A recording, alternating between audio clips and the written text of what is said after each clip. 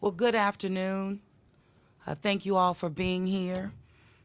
Our presence now in City Hall does not reflect our change of priority as it relates to the tragedy that we have been experiencing in our city over the past 10 days. We do have just a couple of announcements or information updates, I guess is the best term to give you. Momentarily, as I do, I turn it over to our chief, Tim McConnell, who continues to be the lead on this effort. Our focus remains on securing the perimeters of the site and moving forward with extraction, as well as removing the remains of our victims that are still on the site. Now, being a mayor, but not just a mayor, and being a mother, you knew the priority for me was always making sure that we got our people out of that building. With the explosion that happened on yesterday, creating our ability to secure that site, absolutely much secure than it's been over the past 9 days, we have not been able to remove our people from the site.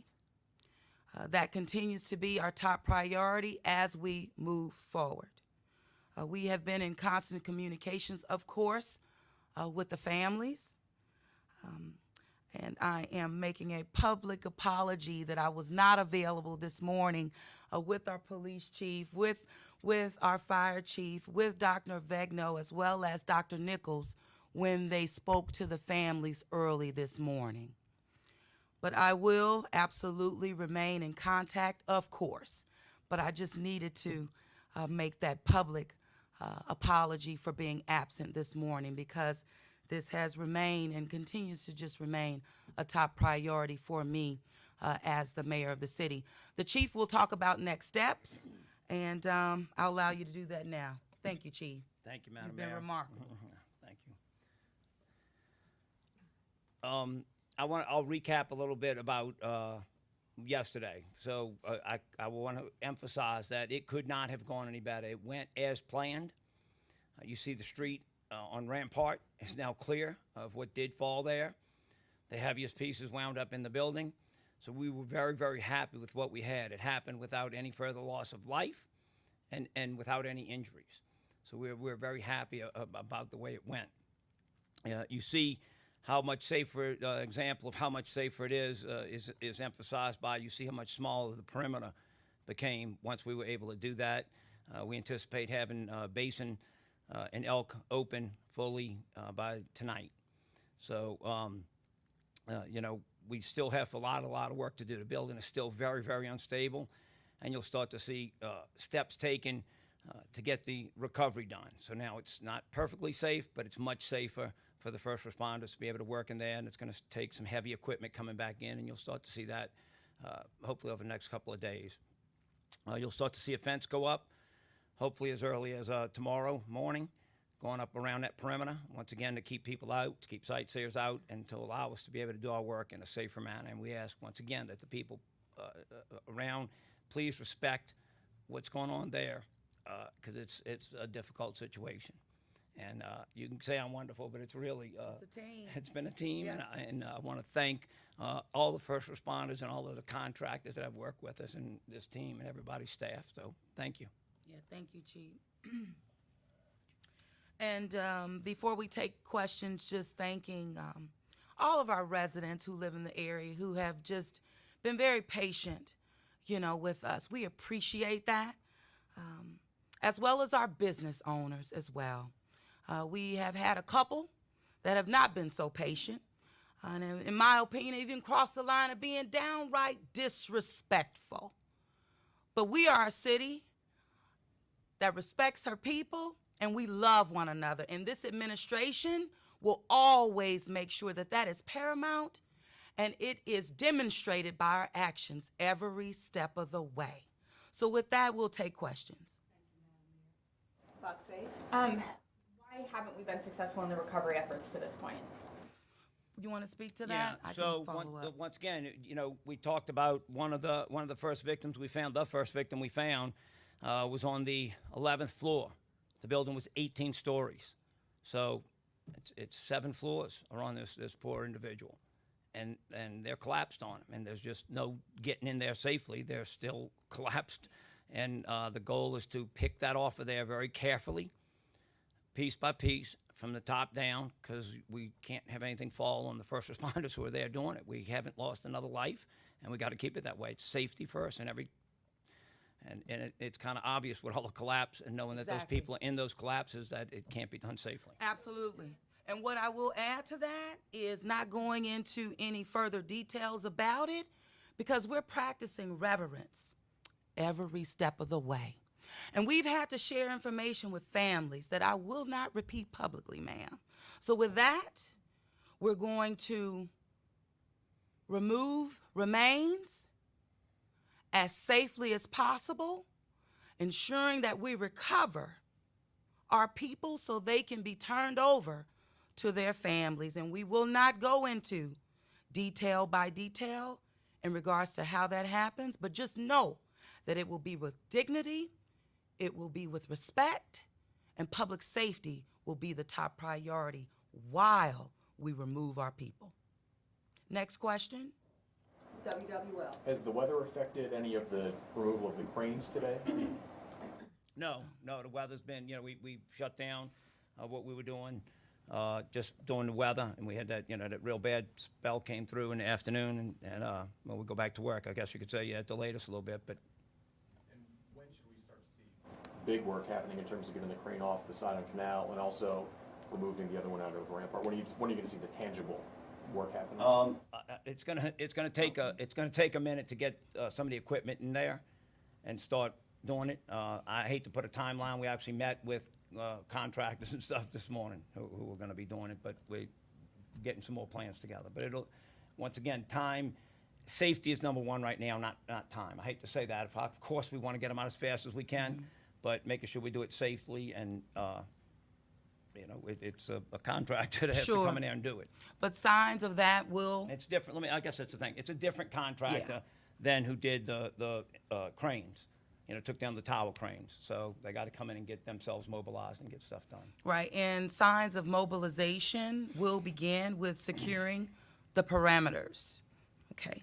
And that will then allow for the next steps to commence relative to engineers accessing the building, as well as working with our agencies, our departments, in terms of utilities, for example, Entergy New Orleans, the Sewage and Water Board, just to name a few, along, of course, with the Department of Public Works, and, of course, with fire and the like. But signs of the next steps we should begin to see on tomorrow with securing the parameters and making sure that steps are being taken by ownership to move things along.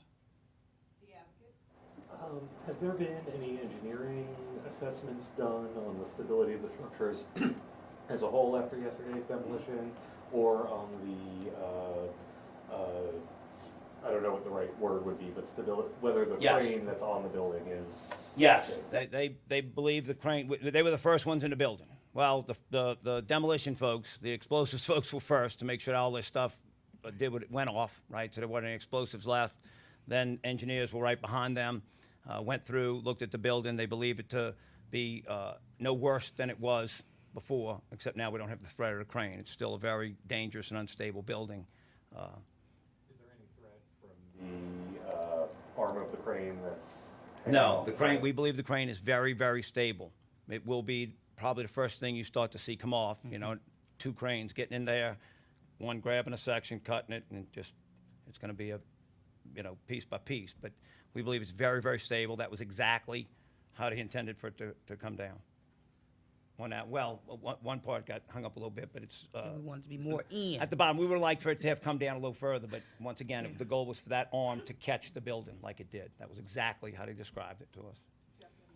I do have another question. Are there any estimates at this point on how much has been spent on all these efforts, and who is ultimately going to be responsible for that? Oh yeah, oh yeah. The CAO, we're still calculating that, but we do know that as a city, we have been spending in an upward of $400,000 per day.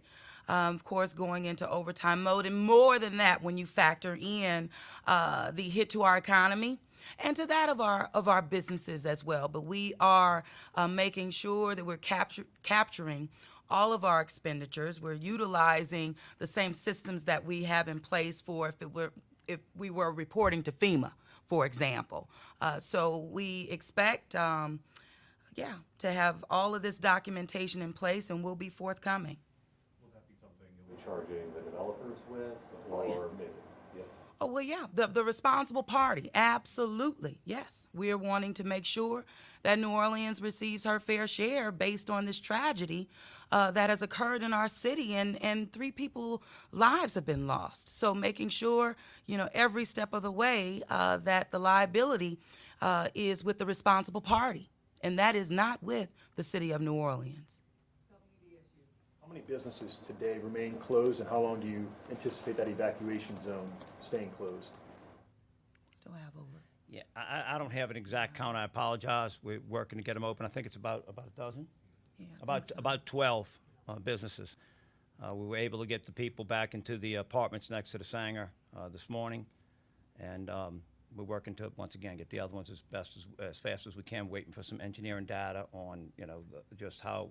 I mean, because the building's so unstable, just what impact it would have, how far it would travel, and that'll help us decide which other ones we get open. Yeah, and I want to thank the State Fire Marshal and working with the New Orleans Fire Department as well as Safety and Permits to just reoccupy, doing the necessary assessments that have to happen before giving the approval to reoccupy those spaces. And so I just want to publicly say thank you for that. Any other questions? So yesterday, after the explosion, I think a few of the windows were broken out in the Sanger. Was there any other damage done to any other buildings in the city? No, not that we know of now. We did have a part of the inspection of the Sanger. We had, 3 windows, I believe, out. A couple other buildings had glass broken, but not many, not very many at all.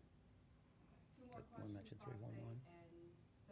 Oh, 311, yeah, we can do that. We'll Chief, probably I know do it. it's an open investigation. Can we comment on how we're working with OSHA and moving forward about this investigation? I know it's an open investigation, but is there anything you can comment on? I had a conference call with the head of FEMA. I keep calling him FEMA.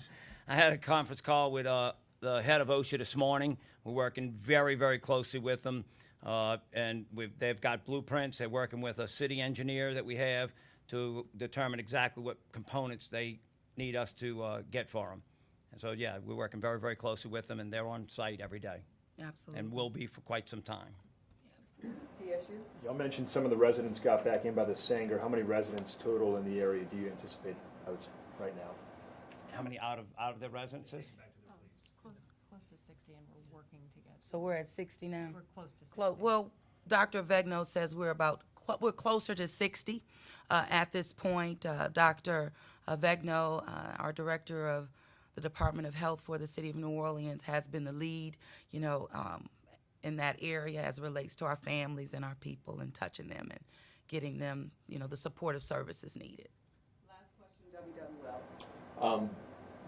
For businesses that have been closed and affected, what kind of recourse do they have? What is the city offering? What can they do at this point? Well, insurance, first of all, of course, being able to file those claims, as I'm told many of them have already done that, and we want to encourage them absolutely to do that. Supportive services from the Office of Community and Economic Development of the city will remain. Of course, working with employees that are eligible for unemployment insurance and benefits of the like. And just working with those business owners throughout this time. We will just remain a supportive arm of city government to them, not leaving them behind or alone at any given point. I do want to ask Colin Arnold, Director, I forgot to ask you to do this earlier. Not just the weather piece, but touch on 311, if you will. Just those things we have in place you can call. Oh, absolutely. Yeah. So any, Tyrell, you're here too. you know, we talked about the other day, Tyrell's here and can talk about it.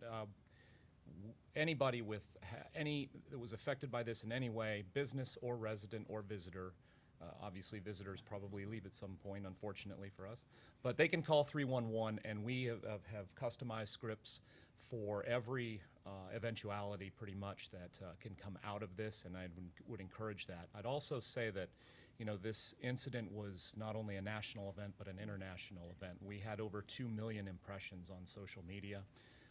We had 125,000 unique page views on ready.nola.gov, and our data indicates very high.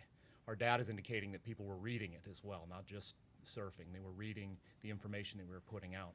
We had 13,000 people sign up for Hard Rock texting Hard Rock to 888-777, and I would encourage people to continue to do that because we're still going to give as much information as we can when we can verify it and know that it's valuable to the public. Absolutely. I'm going to ask Tyrell Morris, Director, come on up and give us an update. Sure, thank you all.